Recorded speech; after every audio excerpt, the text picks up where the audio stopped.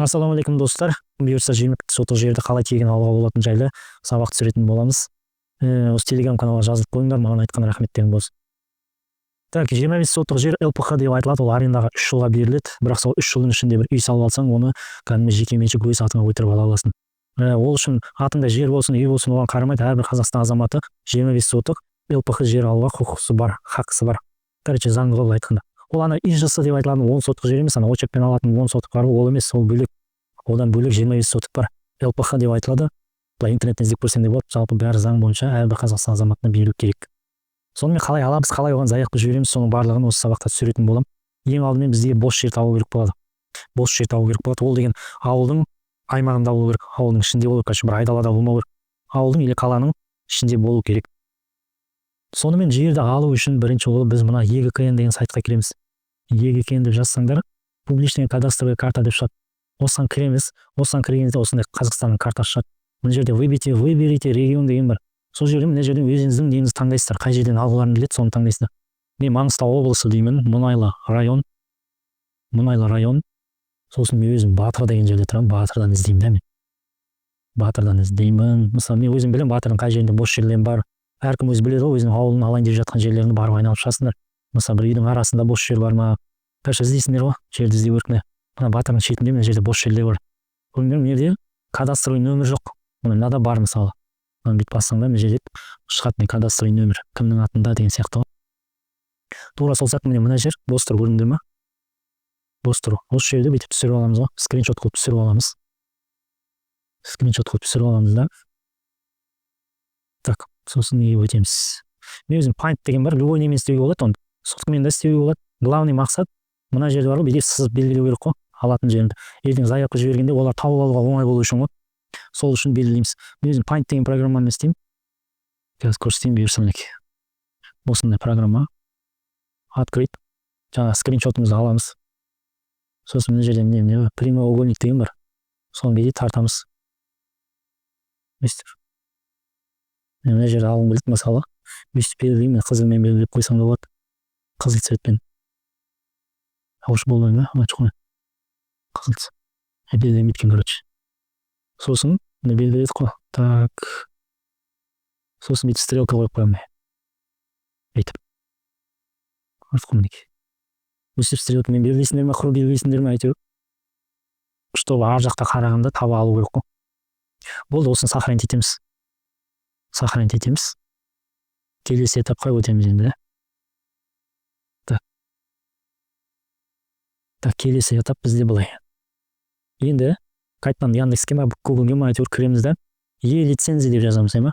Е-лицензия деген жазамыз да, мына жерде Қазақстан Республикасындағы электрондық лицензиялау деген сайт бар.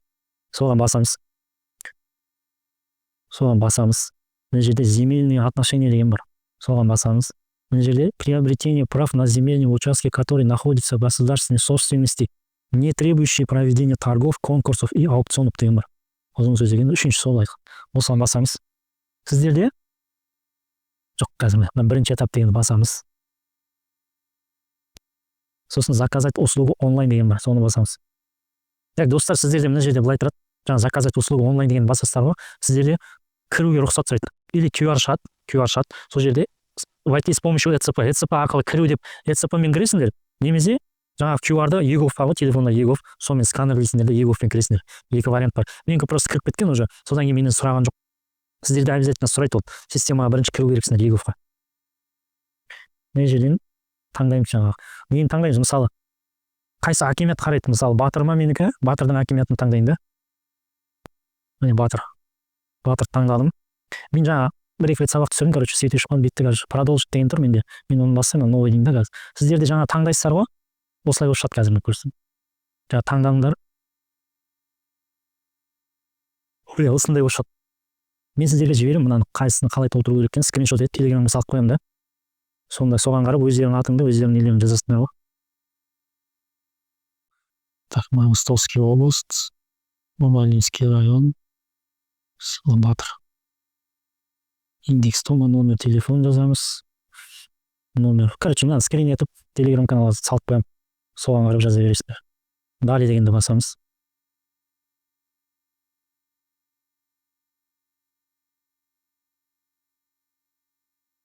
осындай үшеу шығады.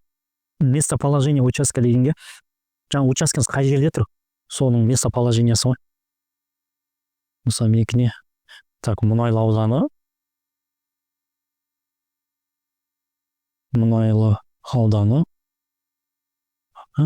Батыр селосы, Хазар деген мекенжайда ғой. Хазар 8 деп қоямын, 8-ші көше. Сол жерлерде де. Тізде өзің. И спрашиваем право пользования. Бұны да мен скриншот етіп телеграмма салып қоямын да. Өздерің соны жазарсыңдар. Мына жерге да дейміз. Сосын далее дейміз. Көрініп тұр ғой, да дейміз. Схема плана дейді. Жаңа біздер схемасын скриншоттап алдық қой. Білесіздер ме? Сохранить етіп қойдық қой. Мана paintпен істедім ғой, мына осы. Бұл көрінбейді бар. Короче, мана paintпен схема істедік, соны мына жерге істейтін боламыз. Бұл жерде бір не бар? Бұл жерге тек бір файл салуға болады да. Біздер схемамен өтініш бар. Сосын өтініш жазатын жер бар. Оны да дайындап телеграмма салып қоямын, қайтып жазатын да. Сол екеуін бір zip файлға саламыз да, сосын мына жерге саламыз. Так, мына көпті басамыз. Загруженные документы пользователя.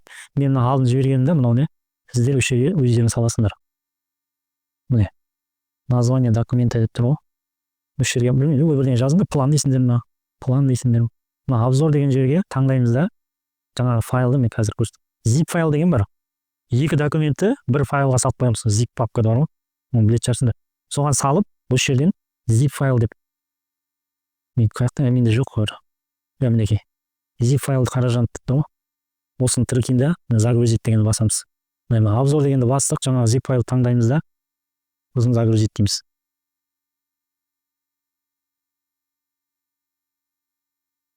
Загрузить дедік. Мынаны таңдаймыз. План деп шықты, көрдіңдер ме? Енді далее дейміз. Подписание заявления деген шығады. Мынаны подписаться или ECP-мен істейсіңдер, или телефонда EGOV-пен істейсіңдер. Мен қазір телефонмен аласыңдар, EGOV-ға кіресіңдер да, QR код деген бар, сканировать QR код деген. Сонымен бүйтіп кәдімгідей осы экранды түсіре аласыңдар. Қазір мен соткамен түсіріп отырмын да, просто видеоны қазір сіздерге көрсете алмаймын мұны. Короче, достар, осыны сканер жасайсыңдар да подписать дейсіңдер, болды. Басқа адам жоқ. Сіздерге өзі ответ келеді. Бір аптаның ішінде ответ келу керек. Мен жалпы алдын жібердім, Батырда тұратын болсаңдар, Батырдан жалпы жер жоқ ал. Сразу айтайын, ЛПХ-ға арналған жер жоқ. Маған сразу отказ келді. Бір аптада отказ келді.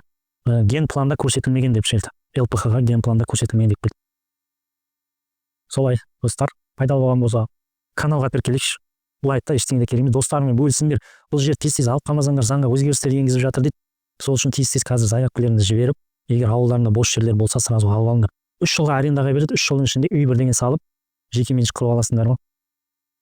Осы достар, жер алып жатсаңдар, рахмет айтқыларың кезде Каспий нөмірін жазып кетемін жерге. Соған рахметтерін айтсаңдар болады. Айтпасаңдар да болады. Жалпы телеграммаға тіркеліңдер, өтініштемдерден. Соңғы жетеді маған. Давай сау болыңдар. Қазағым үйреніс каналына тіркеліңдер.